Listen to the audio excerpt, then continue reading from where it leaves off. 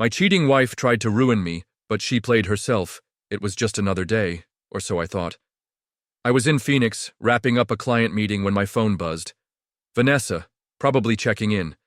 I answered casually, but her voice was cold. Lucas, I'm divorcing you. Oh, and I sold our apartment. Jordan and I are moving in together. Good luck. She laughed, like it was some cruel joke. My grip on the phone tightened, but I refused to let her hear the anger in my voice. Sounds good, I replied, as if she'd just told me she switched coffee brands. Her silence told me everything. She expected outrage, maybe even begging.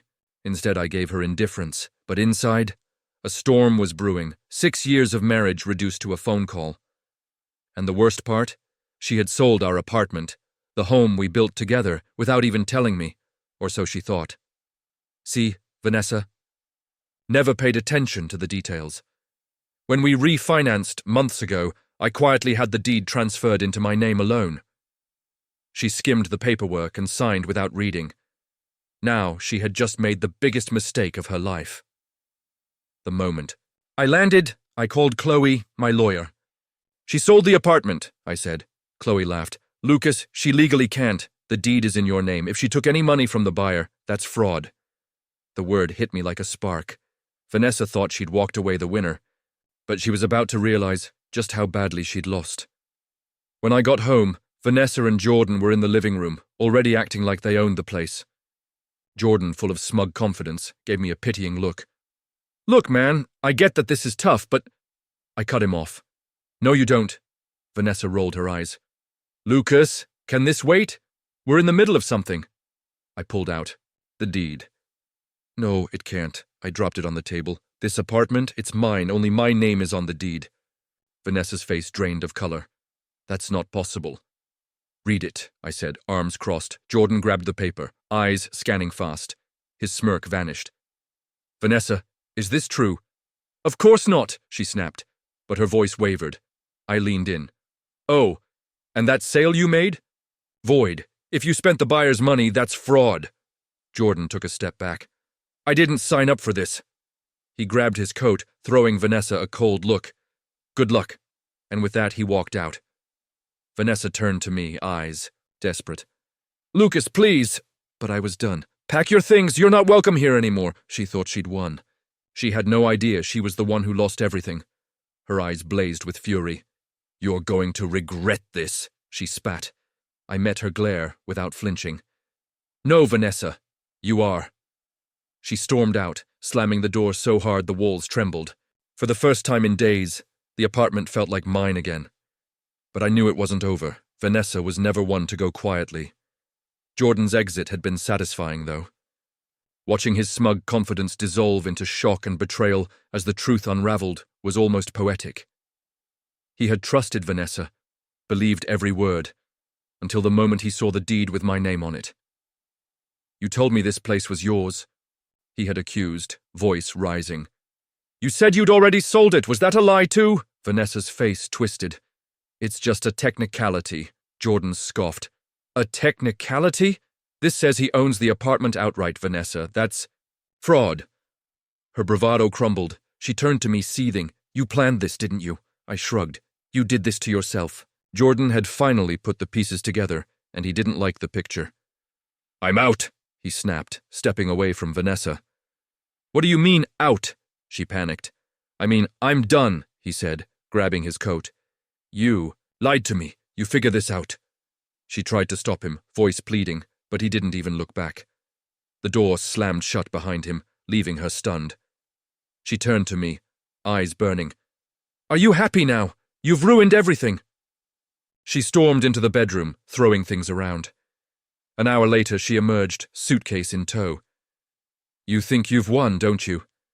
I exhaled slowly. This isn't a game. This is my home, and you're not welcome here anymore. Her face twisted with fury and desperation.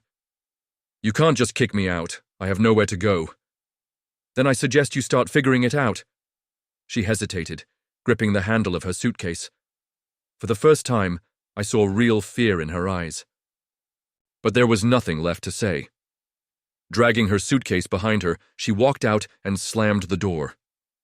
Silence settled over the apartment. For the first time in a long time, I could breathe again. Vanessa wasn't the type to give up easily. I knew that.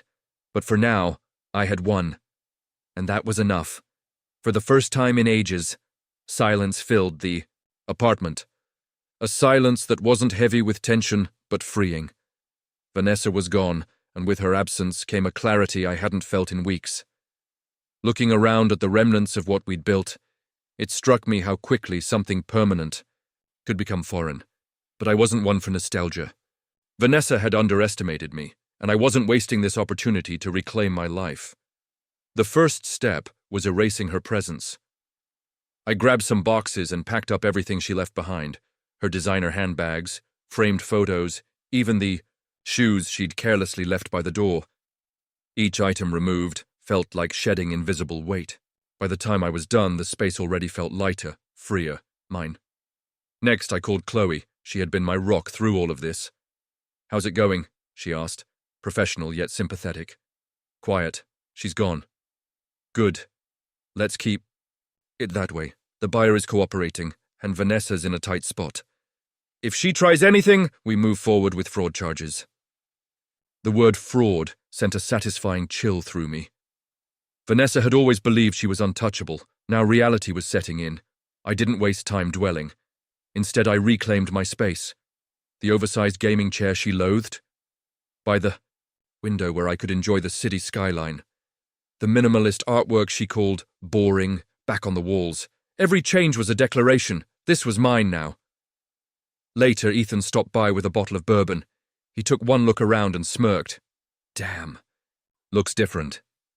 "It's mine now," I said simply, pouring us each a glass. "To taking control and kicking toxicity to the curb," he toasted. "To fresh starts," I echoed. But Vanessa wasn't one to go quietly. The calls and emails started, first pleading, then venomous. One day she begged, the next she blamed. I ignored them all. She had no power here anymore. Jordan had already distanced himself from her after uncovering the mess she created. She was truly alone now, and it was driving her to desperation. "Vanessa's out of options," Chloe informed me. "She's burned bridges she can't rebuild. The divorce?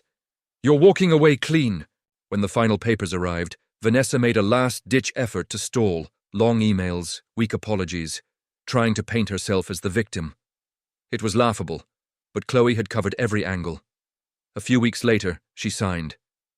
Just like that, it was over. That night, Ethan showed up with takeout and another bottle of bourbon. "It's official?" he asked. "It's official."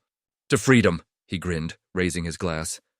"To freedom," I echoed, smiling. The weeks that followed were filled with quiet victories. I turned the apartment into something that truly reflected me. A new couch, my gaming setup in the living room, artwork I actually liked. It wasn't just redecorating. It was reclaiming my identity. One evening, while sorting through old papers, I found a photo of Vanessa and me from the early days. We looked happy, but that moment was long gone, buried under years of manipulation and resentment. I slipped the photo into an envelope and tucked it away. A part of my past, but nothing more. Then, I started looking forward. I signed up for a cooking class, reconnected with old friends, people I had lost while walking on eggshells around Vanessa. And for the first time in years, I could breathe. I wasn't surviving anymore. I was thriving. One day, an email from Vanessa popped up. "Can we talk?" I didn't even open it. Whatever she had to say, it didn't matter. My focus was forward, not back. Life didn't change overnight, but step by step, I built something new. My apartment became my sanctuary. My friends reminded me what true support looked like, and most importantly, I learned to trust myself again. Vanessa thought she was walking away with everything. In the end, she left with nothing. And me? I gained everything. Peace. Possibility. Freedom.